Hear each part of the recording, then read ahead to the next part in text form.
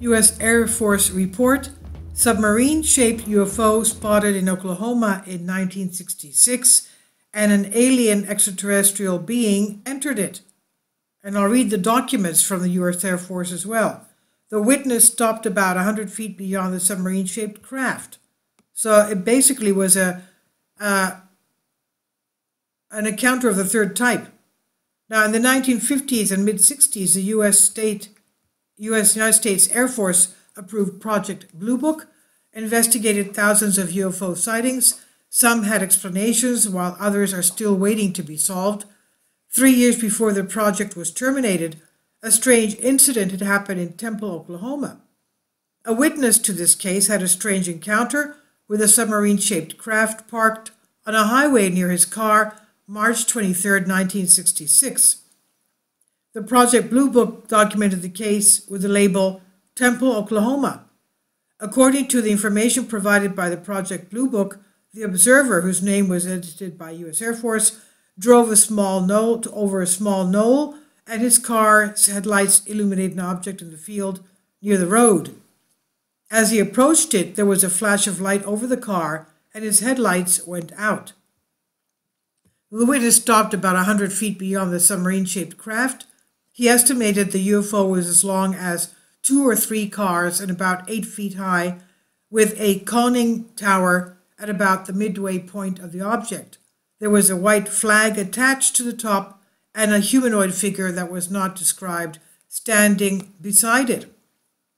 And according to the Project 10073 record, location Temple, Oklahoma, one witness. A conclusion unidentified. The case is carried as unidentified since after evaluation of all the available information, no concrete explanation is possible. Note, second observer has not returned the request form 164. Brief summary and analysis. Observer spotted object parked on highway in front of his car. Observer stopped car and got out to investigate, but as he got close to the object, a man apparently entered the object, and immediately the object began to rise from the ground. The object had the appearance of a conventional aircraft C-124 without wings or motors, though. Object was 75 feet long, nearly 8 feet from the top to bottom, and about 12 feet wide. This is what the 23rd March 1966 object report states from Project Blue Book. Now, the witness got back into his car, started moving forward. As he drove away, his headlights came on the object again. He did not see the craft depart and reported no other effects of his close approach. And we've already read what the file said. After the object disappeared, the witness got back into his car, drove approximately 15 miles down the highway. At this time, the original witness stopped and talked with another individual who had also stopped along the roadway to watch some lights over Red River, which is approximately 5 or 6 miles to the southeast. Quote, various organizations were contacted about the Temple, Oklahoma area for a possible experimental or conventional aircraft. The observer stated that he thought the object was some type of Army or Air Force research aircraft. All attempts at such an explanation proved fruitless since there were no aircraft in the area at the time of the sighting. Although there are numerous helicopters and other experimental in the area, none could be put in the area of Temple at about 500 hours, 23rd of March, 1966. Because of this factor, the case is listed as unidentified by the Air Force. The document said, dated 27 April 1966, this office is in receipt of an unidentified flying object report for March 23, 1966. In this report, it indicated that you also observed the object. To aid in our evaluation, we would appreciate your completing the attached FTD form 164. Your assistance in this matter will be appreciated. Sincerely signed, Hector Quintanilla, Junior Major, U.S. Air Force Chief, Project Blue Book. Now, Project Blue Book concluded that the source is unreliable, which is almost a universal conclusion when a witness or witnesses claim to have seen some sort of being or creature associated with a craft. Apparently, the report of a creature was sufficient reason for project officers to decide that no further investigation was required. There's one thing that surprised about the sighting. The project record card in the Blue Book file mentioned that it was a military and civilian sighting. On the Air Intelligence Information Report, which was collected November 4, 1957, there is the name of the military source.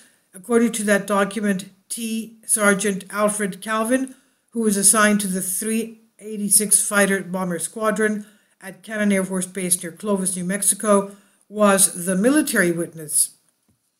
All that's known about the second source is that he was a civilian who in 1957 was 41 years old and whose name has been redacted from the form. The civilian was from Enid, Oklahoma, and was a civil service employee at Vance Air Force Base, Oklahoma. There's no indication in the file that any Air Force investigator interviewed the civilian source. Given the fact, based on the assessments of the witnesses, they were independent of one another, that interview with the civilian should have been conducted. It might have yielded some important information and would certainly have improved the credibility of the T. Sergeant Calvin. Now, the second witness, who was not interviewed by Air Force and who, according to the Blue Book files, did not fill out their report form, was C.W. Anderson.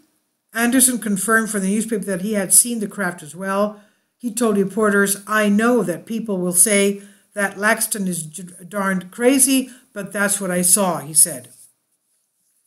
Anderson said that he thought the object had been following him down the road. He saw it in his rearview mirror for several miles. The problem for the Air Force was that Anderson did not see the pilot or a crewman. The drawing of the object made by Laxton resembles grossly that Lonnie Zamora had made of the craft he saw in Socorro, New Mexico in 1964, which means it was sort of an egg-shaped. It was certainly longer, and was lying on its side. And like Zamora, Laxton said that he saw symbols on the object, but unlike Zamora, he recognized them. He told the reporter that, "On the side I made out TLA with the last two figures 38. American ufologist Kevin Randall writes, "In what might be described as a fit of honesty, the Air Force admitted they had no solution for the case. The description of the alien was more human than humanoid. He seemed to be dressed in conventional clothes right to the mechanic's hat. Investigation revealed a second witness, and that might have influenced the Air Force, especially since the men had never met prior to the sighting. In the end, they labeled the case as unidentified." This was originally from House and Wise at Sun Collective Spark. Please leave your comments, and thank you for your support. Kindly support my Patreon account. The daily posts are 5 videos daily, and they are totally different from what I have on my YouTube channel. Thank you so much for your support, and that you find all my content so interesting. You'll find the Patreon account details in the description box below.